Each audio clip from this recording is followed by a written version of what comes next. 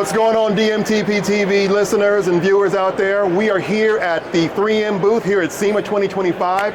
I have the pleasure of being with Ryan Merrinan from 3M, and we are looking at a broken down version of the brand new Lucid Gravity vehicle. Now, Ryan, I see a bunch of different colors on this vehicle. I can only assume that it points to a bunch of different alloys on this, but maybe you can tell us a little bit about that. Yeah, so of all the vehicles that I've had the pleasure of working on, this is probably one of the most complex designs, especially seeing as how when you look at all these colors, it is a different, each one represents a different alloy. Okay. 99% of this is all aluminum.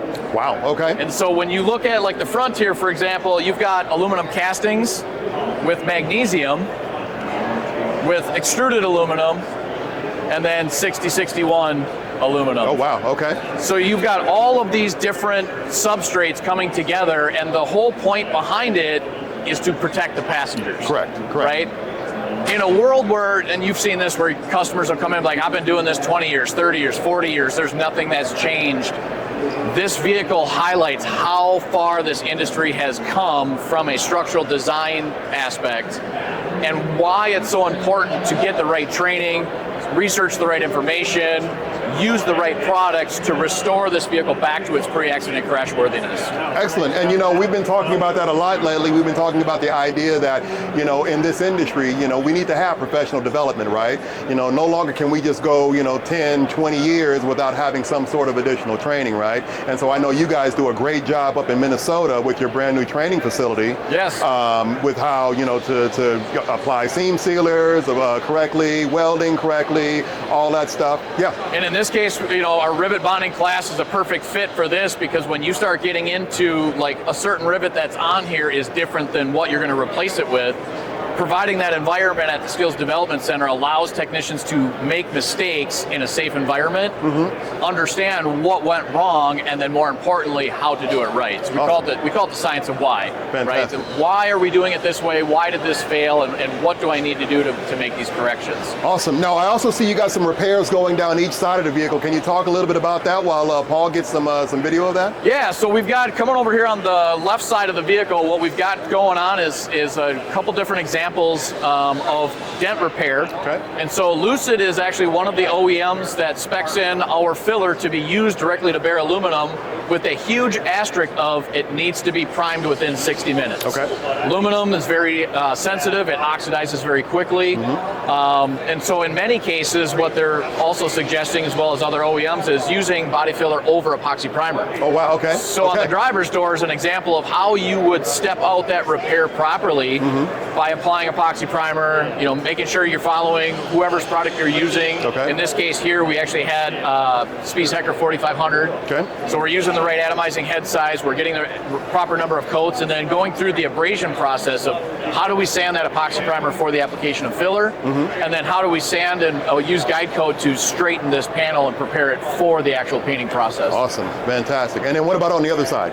Yeah, so on the other side here, what we've got is a great example of how you would prep a new, say, e-coated fender that you got from the dealer. And then right behind it is kind of building off of that other side, where now you've got your dent repair over from the body technician. How do we apply the primer, use of guide coat, application of sealer, understanding the difference in atomizing head size with each product, not only for making sure you get the right mill build and finish on the surface, but as you know, materials are very, very expensive. Correct. Right? And so using the right tools and the right processes, you're going to be able to try to control and limit the amount of waste that you're going to be applying, while also replicating that factory finish as close as you possibly can. Absolutely, absolutely. And let's not forget that we need to make sure that we're charging for those materials that we're using, right? Yes, absolutely. And so that's where at the Skills Development Center, we're now offering a third introduction to the front office training, where we're walking estimators, blueprinters, production managers, even shop owners through the process of these repairs, but most importantly, how do we get them on the estimate? Awesome. So labor, how are we capturing the labor? Materials, how are we capturing the materials? Making sure that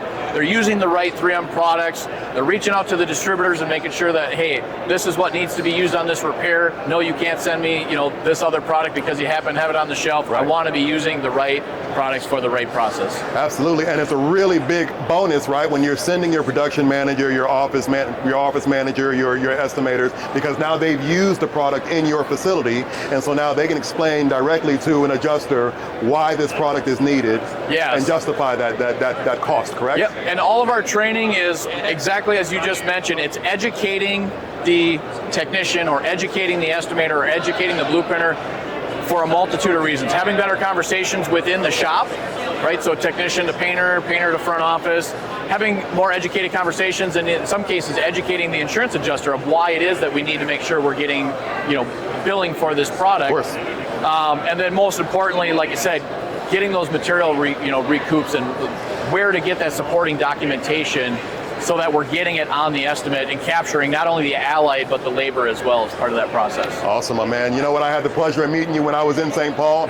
Great seeing you again. Yeah, man. Good Thank you seeing so you. much for your Absolutely. time. DMTB TV, we're out.